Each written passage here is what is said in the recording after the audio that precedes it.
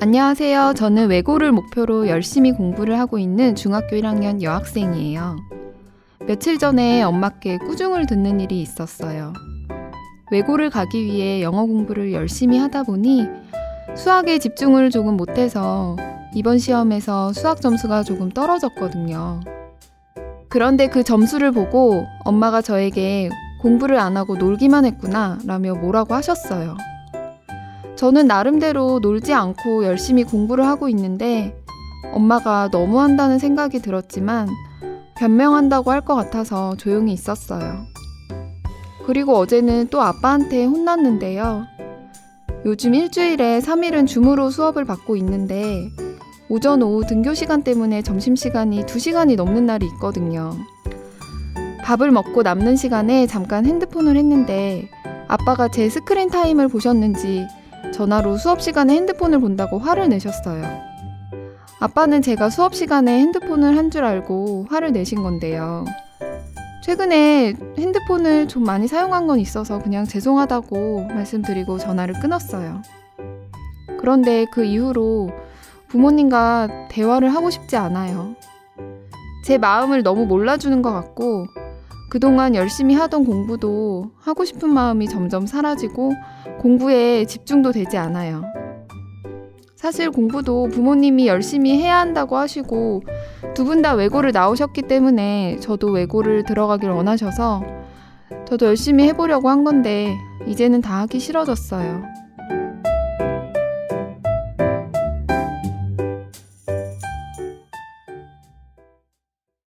계속해서 이렇게 지낼 순 없는데 어떻게 해야 될지 모르겠어요.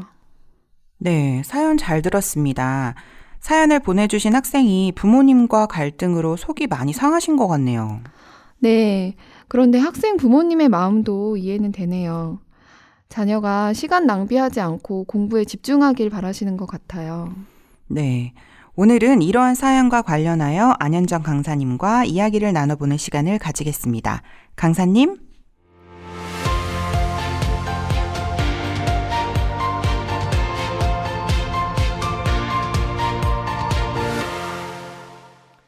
안녕하세요. 국제마인드 교육 전문 강사 안현정입니다.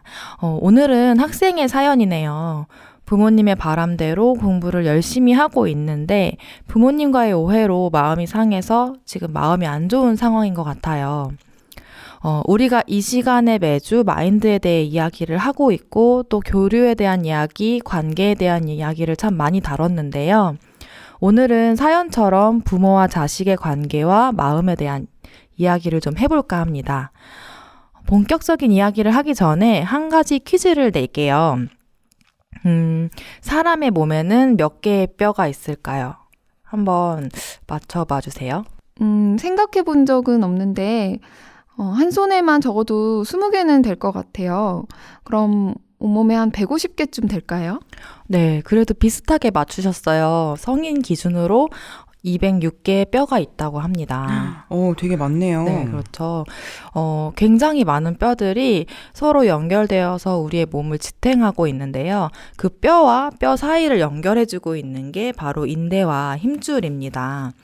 아킬레스건이라고 많이 들어보셨을 거예요. 네네. 네, 여기서 건이라는 게 바로 힘줄의 다른 표현이라고 합니다.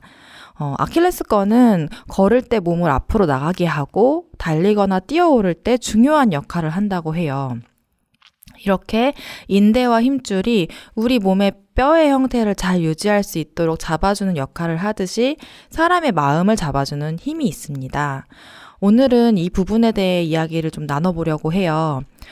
성경 씨는 어떨 때 마음에 이렇게 힘을 얻는 그런 기분을 느꼈었는지 그런 경험이 있으신지 한번 말씀해 주시겠어요? 네, 저는 예전에 항공사 승무원으로 일을 한 적이 있었는데요. 외국 항공사여서 이렇게 외국에서 장기간 지내야 했었는데 한 번씩 혼자 타지에서 지내는 삶이 힘들 때가 있을 때 그때 종종 엄마나 여동생이랑 연락을 정말 많이 했거든요. 가족들과 통화를 하거나 또 문자를 주고받으면 정말 든든한 그런 기분을 정말 느꼈어요. 네, 타지에서 혼자 지내는 게 쉽지 않죠. 성경 씨 이야기처럼 힘들 때 가족이라는 존재가 참 힘이 많이 되는 것 같아요. 이렇게 가족, 부모님의 사랑, 친구와의 우애, 행복한 일, 희망, 이런 것들이 우리의 마음을 잡아주는 인대와 힘줄 같은 마음의 힘이 됩니다. 오늘은 이 중에서 부모님의 사랑에 대해 조금 더 자세히 이야기를 하려고 합니다. 촉법소년이라고 들어보셨죠? 네, 요즘 많이 이슈되고 있죠. 네. 최근 범죄를 일으키는 미성년자들의 연령대가 점점 낮아지면서 범법 행위를 저질러도 형사 책임 능력이 없어서 형벌 처벌을 받지 않는 만 10세 이상 14세 미만의 범법 행위를 한 아이들을 일컫는 촉법소년이라는 표현을 기사에서 많이 접하셨을 거예요. 네. 한 범죄 심리사 겸 범죄 피해 평가 전문가는 촉법소년 문제는 부모 교육 부재가 가장 큰 원인이라고 하면서 소년원에 들어온 아이 중에 70% 이상이 가정에 문제가 있는 경우라고 했습니다. 범죄 심리학에서는 이를 환경 결정론이라고 한다고 하면서요. 이 아이들을 볼 때마다 좋은 부모 아래서 제대로 교육을 받고 자랐어도 이러한 범죄를 저질렀을까 하는 생각이 많이 든다고 하셨어요. 물론 범죄를 저지른 모든 아이들이 가정에 문제가 있거나 부모의 사랑을 받지 못했다고는 할 수 없지만 아이들이 바르게 자라기 위해서는 부모의 역할이 굉장히 큰 것이 사실입니다. 부모로부터 올바른 교육을 받지 못하고 제대로 사랑을 받지 못한 아이들은 비행을 저지르거나 범죄를 저지를 가능성이 높아지고 또 불행해질 가능성이 크다는 것을 알 수 있죠. 저도 아이를 키우는 엄마로서 굉장히 마음이 무거워지고 생각이 많아지는 이야기인 것 같아요. 나는 아이에게 제대로 교육을 하고 있고 또 사랑을 주고 있는지 생각을 해보게 되네요. 네, 아마 아이를 키우고 있는 부모라면 아마도 이런 고민을 한 번씩은 하게 되실 것 같아요. 제가 앞서 우리의 마음을 잡아주는 힘으로 부모님의 사랑을 이야기했는데요. 각 분야에서 성공한 사람들을 보면 그 뒤에 훌륭한 부모님이 계신 경우가 참 많이 있습니다. 현재 토트넘에서 활약하고 있는 우리나라 축구선수 손흥민 씨의 경우에도 손흥민 아버지의 교육법이라고 해서 아버지가 손흥민 씨를 훌륭한 축구선수로 성장할 수 있도록 굉장히 큰 지지를 해주신 것으로 유명하잖아요. 네. 그 교육법을 간단히 살펴보면 새벽형 인간이 되라고 하시면서 하루의 일과 중 70%는 오전에 끝마치는 것을 강조했다고 합니다. 그리고 두 번째로는 땀은 노력을 배신하지 않는다라고 하시면서 하루도 쉬지 않고 매일 특별 트레이닝을 받게 하셨다고 해요. 세 번째로는 책 속에 길이 있다고 하시면서 아버지가 먼저 1년에 100권의 책을 읽고 그중 30권 정도를 골라서 손흥민 씨에게 권했다고 해요. 와, 도움이 되는 책을 고르기 위해서 아버지가 먼저 책을 1년 동안 100권이나 읽으셨다니 정말 대단하시네요. 저도 아이가 책을 많이 읽었으면 하는 마음이 많았는데 아이가 아니라 저부터 변화가 필요한 것 같네요. 좀 반성이 되는데요. 네. 손흥민 씨 아버지처럼 먼저 책을 읽는 걸 보여준다면 아이도 독서를 하라는 아버지의 말씀을 무시하기는 어려울 것 같아요. 또 이어서 말씀을 드리면 네 번째는 배부름은 사치다라고 하시면서 겸손을 강조하셨다고 해요. 방송 출연 등은 최대한 금지하고 겸손한 마음으로 축구선수로서의 길만 걷길 바라셨다고 합니다. 그리고 네 번째는 SNS는 사치다라고 하시면서 불필요한 일들로 관심을 받는 것은 축구선수답지 않다고 SNS를 차단하셨다고 해요. 그리고 마지막으로 여섯 번째는 아버지의 실패를 거울 삼아라 라고 하셨다고 해요. 손흥민 씨의 아버지 손웅정 님도 축구 선수였지만 부상으로 일찍 선수 생활을 그만두셔야 했어요. 그 이후로 감독이 되셨는데요. 그렇기 때문에 자신이 경험한 후회들이 손흥민 씨에게 좋은 교훈이 될 수 있도록 이끌어주며 행복하게 축구를 할 수 있도록 자신의 모든 경험과 마음을 쏟으셨다고 합니다. 그리고 이 교육법 6가지 외에도 손흥민 씨가 훈련을 할 때 늘 아버지가 동행하셨다고 해요. 동행해서 함께 훈련을 진행했다고 하는데요. 몸소 훈련을 체험하시면서 어떤 훈련이 좋은지를 확인하고 그 외에 모든 일정에 함께 하시는 것으로도 굉장히 유명합니다. 네, 정말 대단하시죠. 축구를 잘할 수 있도록 교육을 해주신 것과 더불어 겸손하고 상대를 존중할 줄 아는 인성도 심어줬다고 하는 기사를 본 적이 있어요. 때론 엄격한 아버지의 교육 방법이 힘들 수도 있었겠지만 그걸 손흥민 씨는 아버지의 사랑으로 받아들였다고 하더라고요. 네, 그렇죠. 여기서 우리는 아버지의 그리고 부모님의 사랑이 굉장히 중요하다는 것을 알 수 있습니다. 아버지와 마음이 흐르지 않았다면 엄격한 교육 방법이 불평이 되고 또 힘들게만 여겨졌을 수도 있어요. 한참 잠이 많은 어린 나이에 새벽부터 일어나서 훈련을 한다는 거는, 그리고 하루도 빠지지 않고 매일매일 훈련을 했다는 거는 정말 쉽지 않았을 거예요. 그리고 그런 훈련을 하면서도 책도 읽어야 하고 SNS도 하지 못하고, 그런데 이런 힘든 일들이 아버지의 사랑으로 여겨졌기 때문에 이겨낼 수 있었던 것이고 또 성장할 수 있었던 것이죠. 미국 보스턴에도 유명한 아버지 한 분이 계세요. 40년간 전신마비 아들을 태운 휠체어를 밀고 마라톤에 참여했던 아버지입니다. 바로 딕 호잇이라는 분인데요. 딕 호잇의 아들 릭은 태어날 때 탯줄이 목에 감겨서 뇌에 산소 공급이 중단되고 그러면서 뇌성마비와 중증 언어 장애를 가지게 되었어요. 어려서부터 스포츠에 관심이 많았던 아들 릭이 15살이 됐을 때 아버지에게 장애가 있는 라크로스 선수를 위한 자선 달리기 대회에 참가하고 싶다고 이야기를 했고, 그 이야기를 들은 아버지 딕 호잇은 릭을 휠체어에 태워서 밀면서 달리기를 시작하게 됐습니다. 릭은 아버지에게 달리고 있을 땐 아무 장애가 없는 것처럼 느껴져요 라고 했다고 해요. 그런 아들을 위해서 딕 호잇은 달리기를 멈출 수가 없었다고 합니다. 그렇게 시작해서 40년 동안 총 1130개의 대회를 완주했다고 합니다. 40년 동안이요? 네. 마라톤뿐만 아니라 철인 경기에도 나가서 아들을 고무배에 싣고 허리에 줄로 묶어가지고 바다 수영을 하기도 하고, 특수의자를 장착한 자전거에 아들을 앉히고 자전거를 타기도 하셨다고 해요. 와, 정말 대단하신 것 같아요. 사실 맨몸으로도 마라톤을 완주하는 것도 쉬운 일이 아닌데 휠체어를 밀면서 이 완주를 했다니, 그리고 수영과 자전거도 저로서는 정말 상상도 할 수 없는 일인 것 같아요. 네, 그렇죠. 아들 릭은 장애가 있었음에도 불구하고 보스턴 대학에서 컴퓨터 전공으로 학위를 받을 수 있었고, 또 이렇게 이야기했다고 합니다. 아버지가 아니었다면 아무것도 할 수 없었을 것이다.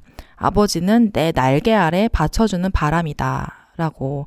네, 이렇게 부모와 자녀의 관계는 아이들이 성장하는 과정에 굉장히 중요한 역할을 합니다. 불가능해 보이는 일 앞에서도 희망을 가질 수 있고 또 힘든 상황에서도 일어날 수 있는 힘이 되기도 하죠. 그런데 그 관계가 참 쉽지 않을 때가 많다는 걸 아마 아이를 키워보신 부모님들이라면 많이 공감하실 거예요.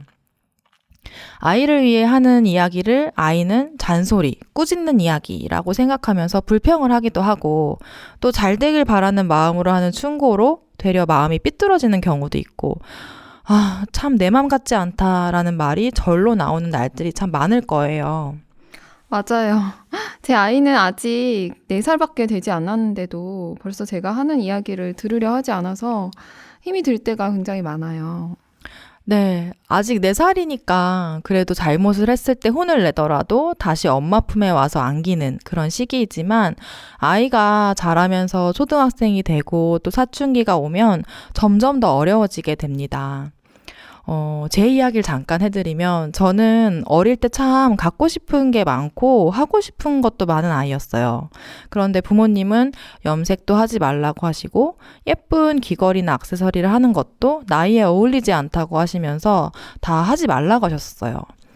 그 외에도 저는 참 하고 싶은 게 많았는데 가정 형편이 넉넉하지 않았기 때문에 부모님에게 제가 갖고 싶은 것 그리고 하고 싶은 것을 이야기하는 게 미안했고, 그러다가 생각을 한 게 방학이 되면 한 달 동안 내가 돈을 벌어서 하고 싶은 것을 하면 좋겠다, 이런 생각을 하게 됐어요. 너무 어렵기도 했고, 겁도 없었던 것 같아요, 그때는. 그래서 중학생의 나이에 전학을 간 친구가 있는 수원으로 가서 한 달만 있다 오자 하고 생각을 하고 가출을 했었어요. 네? 가출이요? 네.